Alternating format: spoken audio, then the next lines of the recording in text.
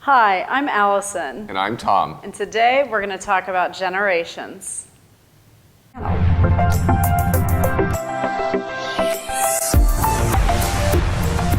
What we haven't talked about, though, is Gen Z yet. You know, Gen Z, which is the youngest generation, which is, by the way, when they become adults, it's the end of the world. We've run out of alphabet.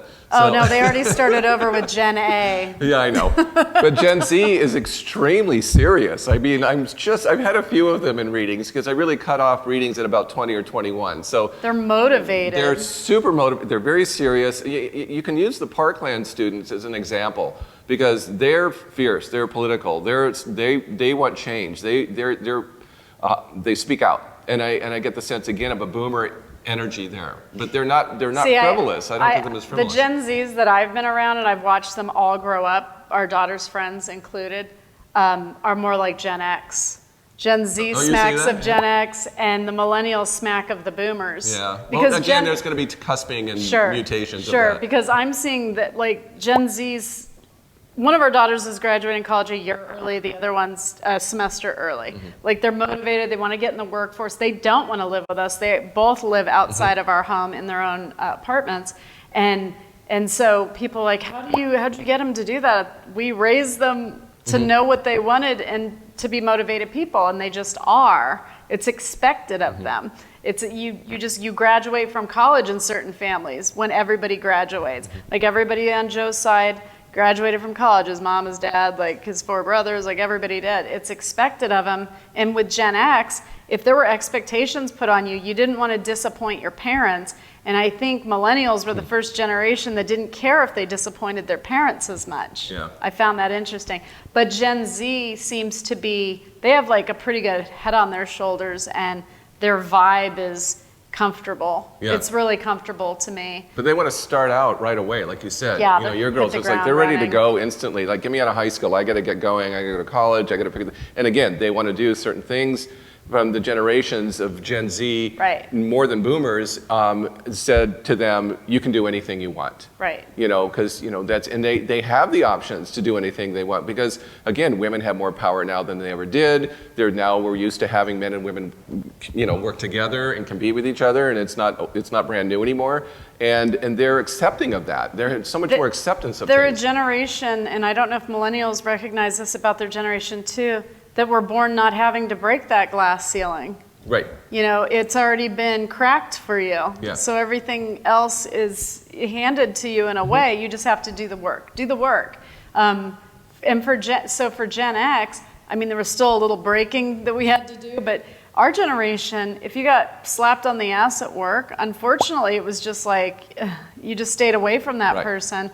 You didn't put it on social media, and I'm not saying people shouldn't. Do what you need to do, but we learned to stay away from certain people and to keep with school to get to a better place so that you don't have to stay working in a donut shop, things like that.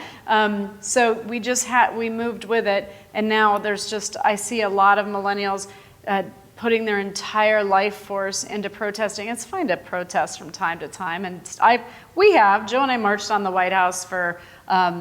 It was in the 90s. Oh no, it was very early 2000s, like 2000, I think it was 2001, right in there. And it was for child abduction. We were kind of saying if Chelsea was abducted, you would have found her by now. Right. So we were there with all these parents of murdered children protesting. It was something we believed in.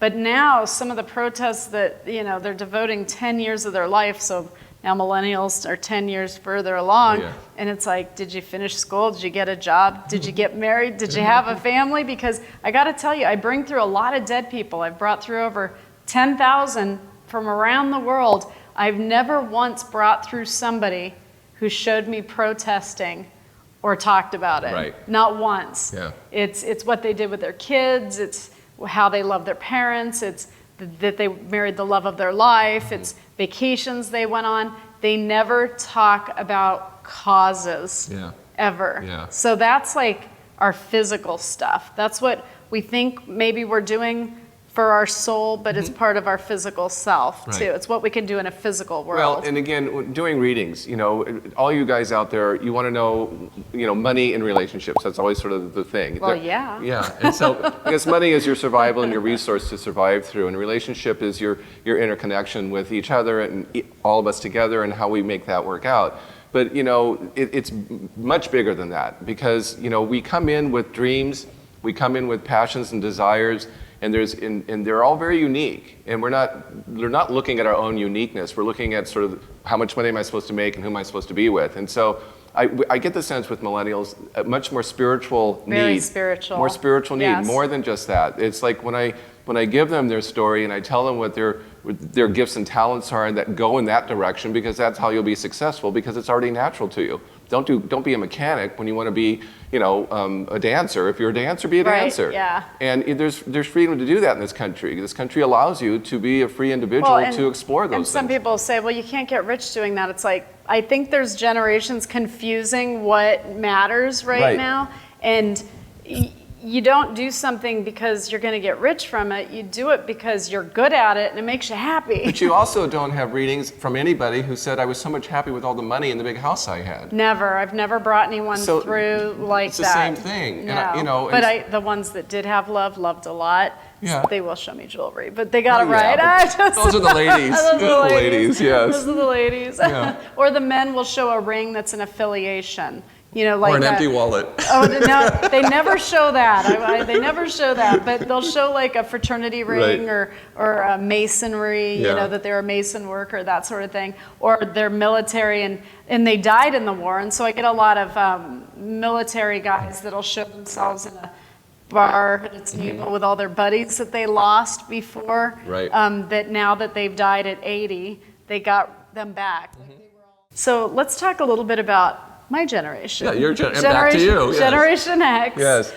Which I have to say on behalf of my generation, we're actually really proud of our generation. And even though the boomers saw it fit to name us something generic, the energy of being an X, which is generic, Generation Excellent, man. Like we just took it and rolled with it. It's like calling somebody a Yankee, we made a Yankee pot roast out of it, So that's the energy of Gen Xers that I've grown up with. I threw third place trophies away. It wasn't good enough. Highly competitive.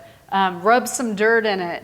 You don't cry when you fall down and get hurt. I mean, that's how we were raised, and a lot of it was the grandparents that were the greatest generation, and then the boomers who were repeating what their fathers said to them. Right. So we were actually pretty rough and tumble a generation. Well, doing readings for Gen X women particularly, I always found that the Gen X women came into their power in their 40s, right when they started turning 40. Yeah. And so the early 40s, there's another signature in astrology that signatures a big shift and change. If they've been in a bad marriage, that's when it's over. And powerful 40s, you told me. Yes, powerful 40s. And so that generation gets quicker to the better marriage and in situation. And they may have, not like you, they may have started kids maybe in their 30s. And so it's the first where they go, oh, I've had a career, I know what it's like. I know a lot of them. Yeah. I know a lot of those women. And then even now, as they're in their 50s, you'll find that when they get to the empty nest syndrome, they know what they want to do after that. Where a lot of the boomer women go, what do I do now? Right. It's like I'm going to retire and live off Social Security. Well, those that are in the Gen X, your generation, Date they're night. like They kept date night. Yeah, is what they did. They want to date. They want to Their work. husband and they want to wife. do something, and they're very humanitarianly driven, and so they want to be about a cause. They want to be part of something where their service, because it's Pluto and Virgo, which is their service, has more than just the basic needs of survival. They want to have a purpose in their life to what they're doing now, and that's where you guys are. It makes total sense, and all of the people, and I can only use the people that I grew up with and who I still know on, Facebook, because only us older generations are on Facebook now, right? That's what my kids say. What's Facebook? I know. I'll send you a telegraph to people I grew up with on Facebook that are Gen Xers. Some of them have like 7-year-olds and like little kids now, but they go on date night and they keep their relationship fresh and they actually work at it. And I don't think that was something that existed, not that couples didn't go on dates. I think it was more maybe driven for business, like their company's having a party, I need you to look nice, put your best dress on and be ready at 6. Right. You know, it was more like that. But Gen X, we had Journey, we had R.E.M. Speedwagon. Oh, there she goes with the like all music. these love songs, and we had the Beatles. Exactly. And so we grew up on, well, that's why you guys love everyone else and we love each other. Yeah, okay, you know? okay. And so we were in the roller skating rink, couple skating, and listening to all this music that was just about the one person. And I think that did have an effect on us, and that we believed in love, and that there was that possible one love out there. And I just think for boomers, it was more about women maybe saw it as Cinderella, like something more like the fairy tale in a book, and I think men saw it as a woman's duty. Well, and you guys were more practical. I mean, you're very grounded, and it's very like, this is what I want, this is how I want it to look, and you're going for the real thing. There is no fairy tale princess. Right. Yeah. Well, boo.